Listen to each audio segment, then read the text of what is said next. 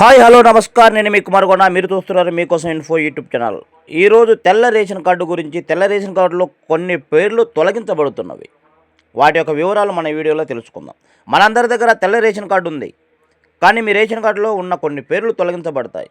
ఎందుకంటే ఈకేవైసీ కానీ ప్రతి ఒక్కరి పేరు కూడా రేషన్ కార్డు నుంచి తొలగించబడుతుంది. ఈ కేవైసీ ప్రక్రియను ప్రభుత్వం చాలా సీరియస్గా తీసుకుంటుంది. రేషన్ కార్డు ఉన్న ప్రతి ఒక్కరు కూడా తప్పకుండా ఈకేవైసీ చేయాలి.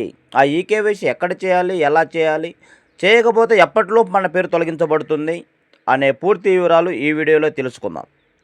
కానీ ముందు ఇప్పటివరకు ఎవరైతే నా ఛానల్ సబ్స్క్రైబ్ చేసుకోలేదో తప్పకుండా సబ్స్క్రైబ్ చేసుకొని వీడియో చివరి వరకు చూసి ఫాలో కావాల్సిందిగా కోరుతున్నాను. ఇప్పుడు తెల్ల రేషన్ కార్డు ఉన్న ప్రతి ఒక్కరు కూడా అనుకుంటూ ఉంటారు, మేము ప్రతి నెల బియ్యం తీసుకుంటున్నాం కదా, మళ్ళీ కేవైసీ ఎందుకు అని. మిత్రులారా, మీ కార్డులో పేరున్న వ్యక్తులు అందరూ కూడా అందుబాటులో ఉన్నారో లేదో తెలుసుకోవడానికి ప్రభుత్వం ఆధార్ అథెంటికేషన్ అడుగుతుంది. ఒకవేళ మీ ఇంట్లో ఎవరైనా వేరే ఊరిలో ఉన్నా లేదా పెళ్ళై వెళ్ళిపోయినా వారి వేలి ముద్రలు పడకపోతే ఆ పేర్లను రేషన్ కార్డు నుంచి తొలగించే అవకాశం ఉంది. కాబట్టి వెంటనే మీ సచివాలయానికి వెళ్ళి మీ కుటుంబ సభ్యులందరూ ఈ కేవైసీ పూర్తి చేయవలసిందిగా కోరుతున్నాను.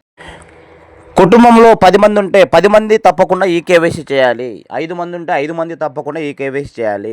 5 సంవత్సరాల లోపు పిల్లలు ఎవరైనా ఉన్నట్లయితే ఆ పిల్లలకు ఈ కేవైసీ పడదు. కాబట్టి తల్లిదండ్రుల ద్వారా ఈ కేవైసీ అప్డేట్ చేయొచ్చు. అంటే ఏ విధంగా అంటే ఆ పిల్లవాడికి ఆధార్ కార్డు తీసే ముందు తల్లి కానీ తండ్రి కానీ తంబేసి ఆధార్ కార్డు తీసే అవకాశం ఉంది. ఎవరైతే ఆధార్ కార్డు తీసేటప్పుడు వారి తంబేస్తారో వారు రేషన్ కార్డుకి ఈ కేవైసీ చేసే అవకాశం ఉంది. ఎవరైతే ఆధార్ కార్డు తీసుకునే ముందు చిన్నపిల్లవాడికి తంబేస్తారో వారి తంబుతోని రేషన్ కార్డులో ఈ కేవైసీ చేసే అవకాశం ఉంది. 5 సంవత్సరాలు దాటిన తర్వాత ప్రతి ఒక్కరు కూడా వారి స్వంత హస్తాలతోనే ఈ కేవైసీ చేయవలసి ఉంటుంది.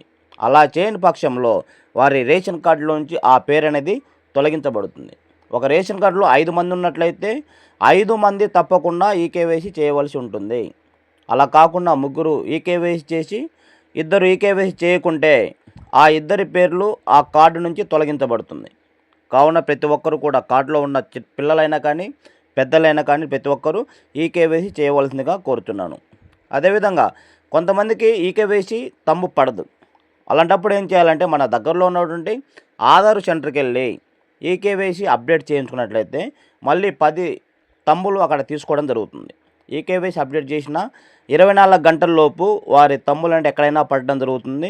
మళ్ళీ మన సచివాలయంలోకి వెళ్ళి ఈ కేవైసీ చేసుకోవాల్సిందిగా కోరుతున్నాను. ఈ కేవైసీ పెండింగ్ ఉందా లేదా ఎలా చెక్ చేసుకోవాలనే వివరాలు మనం ఇప్పుడు గమనించినట్లయితే మీ రేషన్ కార్డు స్టేటస్ చూడడం చాలా సులభం. మీ స్మార్ట్ ఫోన్లో మీరు ఎక్కడికి వెళ్ళాల్సిన పని లేదు. మీ స్మార్ట్ ఫోన్లో గూగుల్ క్రోమ్లో EPOS.AP అనే వెబ్సైట్లోకి వెళ్ళి మీ రేషన్ కార్డ్ నెంబర్ని అక్కడ ఎంటర్ చేసినట్లయితే మీ ఇంట్లో ఆ రేషన్ కార్డులో ఎంతమంది ఉన్నారో అందరి పేర్లు మనకు అక్కడ చూపించడం జరుగుతుంది. పేరు చూపిస్తుంది, వయస్సు చూపిస్తుంది, పక్కన ఈకేవైసీ అయ్యిందా లేదా చూపిస్తుంది.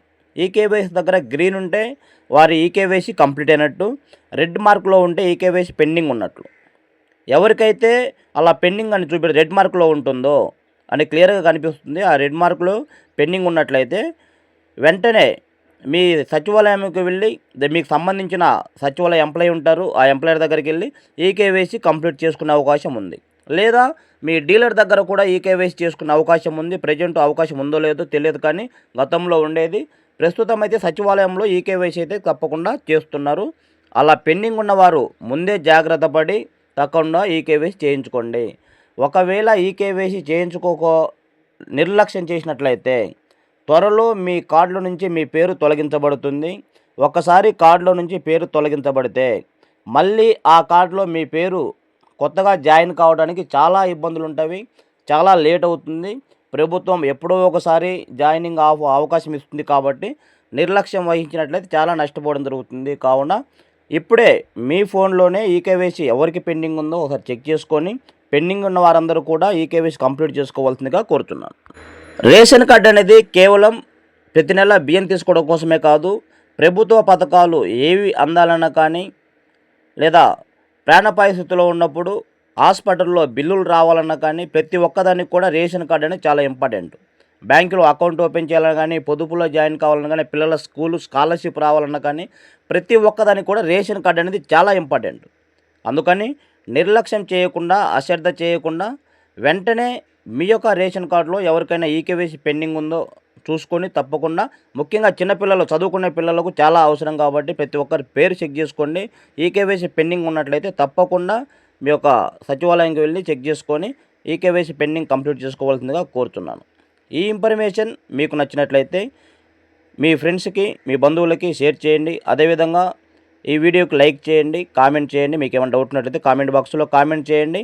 అదేవిధంగా ఇలాంటి లేటెస్ట్ అప్డేట్స్ కోసం మన మీకోసం ఇన్ఫో యూట్యూబ్ ఛానల్ను సబ్స్క్రైబ్ చేసుకొని ఫాలో కావాల్సిందిగా కోరుతున్నాను. Thank you.